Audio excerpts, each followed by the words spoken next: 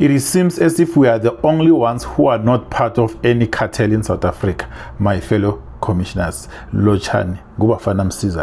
So today we had the witness Gregory Loftus Stadium. So he was revealing ukuthi he was part of the police SAPS officer and he resigned in 2009, and then it seems like there was a bit of tensions before he left the SAPS. So Uti, he did not hand back the police badge, handcuffs and bulletproof, because Uti ukhohliwe ukuthi kumele azibusele when he resigned, and if no one asked for them ukuthi zibusele to be returned. Kusho yena, my fellow commissioners. So then he was charged for being in possession of the state property, but jaman kancane asirephrase ukuthi kwenzakale la. So Loftus uthi he joined SAPS 1986. He served for more than 30 years before he resigned in 2009, right? So one thing that you must pay attention uthi, he said uthi he was falsely accused of being in possession of AK-47 and bulletproof that belongs to the SAPS. However, it was found in his position, and then sugela. Number two, he forgot to hand over these things to the SAPS, and he destroyed the badge himself. He did not take it back to the SAPS. So sugela. So Loftus, he had a son Bevan. Pay attention. Loftus, he had a son Bevan Loftus, who had a tow truck business, and this Bevan is the son of this employees. And yesterday John Vulgate, remember Uteni kunama tow trucks that are working with ama truck cartels, aba transporter itagamizwa, because of lama tow trucks kuma roadblocks, they don't stop them, they are using them. So that was mentioned by John Vulgate yesterday on the 12th. So Loftus uthi there was a contract of 2.5 million rand on his life uthi mele analyze. So this money was mentioned yesterday by John Vulgate. Ngikhumbula ngisho ukuthi le mali le it was paid to account yaga the police officer that uthi Bevan Loftus mele analyze, and Bevan Loftus, he was analyzed kabuhlungu.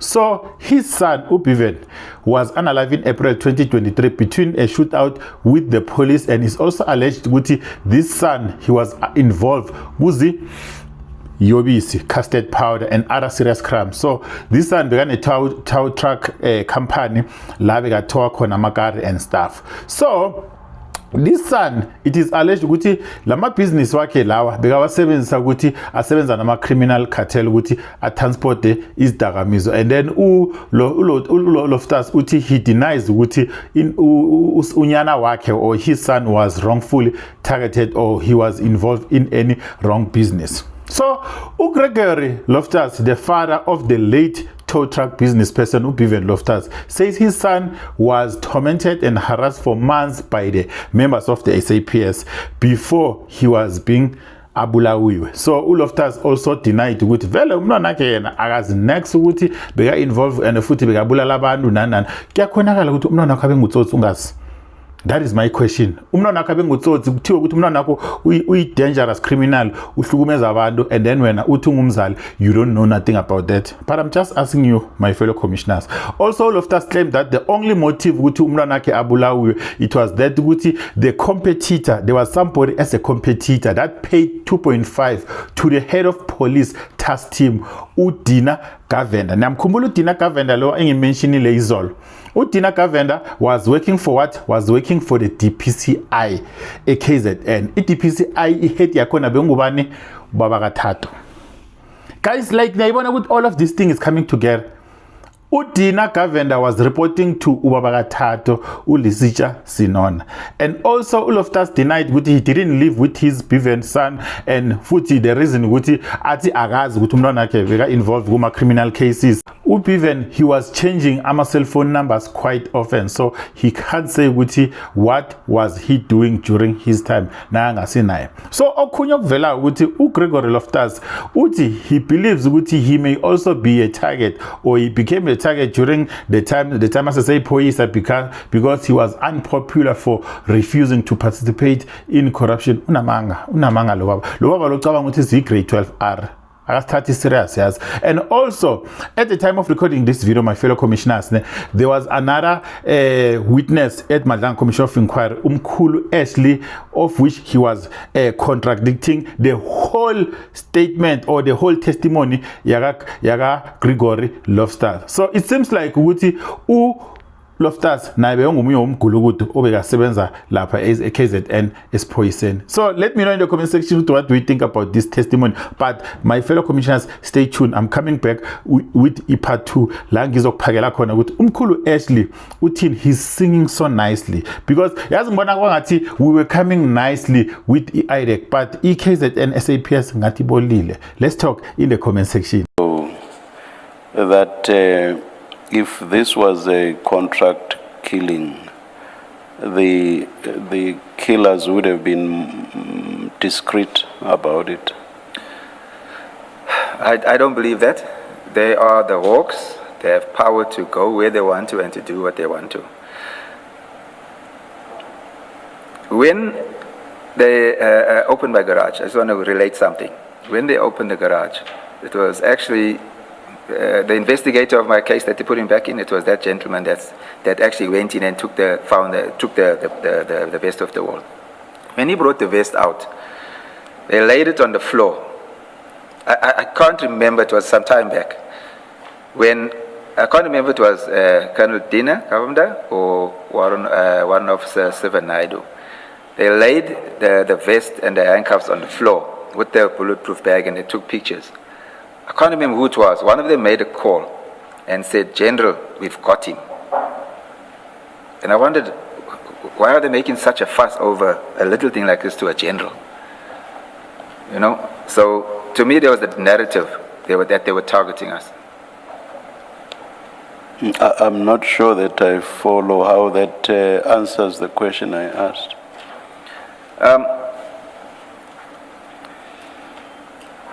It's in my belief that this clique of guys were working for Clive Naika, based on the inquiries that are made. And as I said to you, I found it strange that we'd be pursuing Bevan on futile, what I will call futile cases. Maybe not futile, but on cases where the possibilities of a conviction weren't realistic.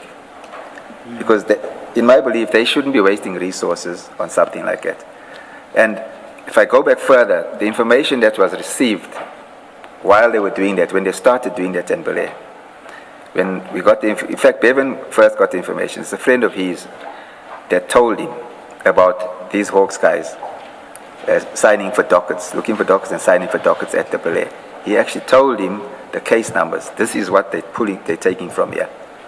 And I made further inquiries, and I got to the bottom of it, and I established that these are like futile dockets, because had it been serious, they would have arrested him almost immediately. So I questioned and said, why are they doing this? Straight away, when we started getting further information from inquiries, I realized that this is serious and that guy's got a lot of power. There's someone that I know. Just to follow up on what Commissioner Kumalo is alleging, so that we complete it. In relation to the threat in January, now you know the details. You know the person who's allegedly had put a hit on your son, or you both now know. Did you report or take this up as well? No, I didn't, because we were at a point where opening cases or trying to open cases were futile. I will say this. Brighton Beach Police, a lot of the policemen and detectives and Wentworth, they didn't have time for myself or for Bevan. So it was futile, because there's an instance where one of the deceased, Michigan Hippolyte, was shot in an area in Wentworth, but point blank, like very close in the jaw. He survived. He went to the Wentworth police station to open a case, and they did not take a statement from him. There was another instance where he was shot in Clarewood, which falls under the Brighton Beach policing area. He went to the police station when he came out of hospital. They refused to take a statement. So no cases exist for those two incidents. And why is that particularly, it would seem that you are targeted? It does seem that way. I wasn't popular when I was in the police. I wasn't one of the guys that did anything illegal. So I always try to do the right thing, and henceforth, unfortunately, you get shunned when you do that because you're seen as working against the grain. Because I spoke out against any injustice that I saw while I was in the police. And a lot of my colleagues didn't like that. I can go further to say that none of them would work with me. When I was in uniform, only my black colleagues would work with me. Nobody else. Because I didn't do what they were doing, I was against what they were doing. As far as Bevan goes, there are policemen at Wentworth and at Brighton Beach that I listened to what Len John said yesterday, that there's certain policemen that would favor certain tow trucking companies. There were instances and certain policemen that did that as well. And Bevan didn't participate with that relationship between policemen. It was purely business. To the file, to the statement at page 15, paragraph 52.1, but we'll start with the recording. The roadster, Mr. Clive himself. How are you? Yeah, Moses, yeah. Like a lot of money, 2.5 on my head now, eh? Moses, yeah. Evan, you. Yeah, how you can phone Dane? How you can phone Dane to tell Dane to set me up? You can phone Dane, the roadster. The roadster, Mr. Clive himself. How are you? Yeah, Moses, yeah. Like a lot of money, 2.5 on my head now, eh? Moses, yeah. Evan, you. Yeah, how you can phone Dane? How you can phone Dane to tell Dane to set me up? iPhone Dane, I don't even fucking know. Me, I never ever fought with you. I got no problem with you, but look like you after me. You paying dinner, governor, you paying all the carols. You went back to do all these things to me. I never had nothing to do with you. I never minded your business. I got no flop with you. But Bali, you went out of your way to do all these things to me. You wanna kill me and all. What kind? Bali, where's the numbers? Are you making allegations against me, or are you telling me the facts? I'm asking you, where's the numbers, Bali? I never do fuck all to you. Check your word, I'm fuck all to you. Telling the people I killed Regan. See our Bali? See our checker? No flop, you wanna kill me, right? No flop. The fastest lives the longest. Right? Laka. Was it? Thank you, Commissioners. I think, I'm not sure whether it was audible enough for your purposes. Yeah. In any event, the transcript is Yes. at page 113, just to contextualize things. Now, this is the recording. Is this the recording that you were referring to earlier? That's correct. That's the recording. And at page 113 is a transcript. Yes. Is that an accurate? That's inaccurate. Okay.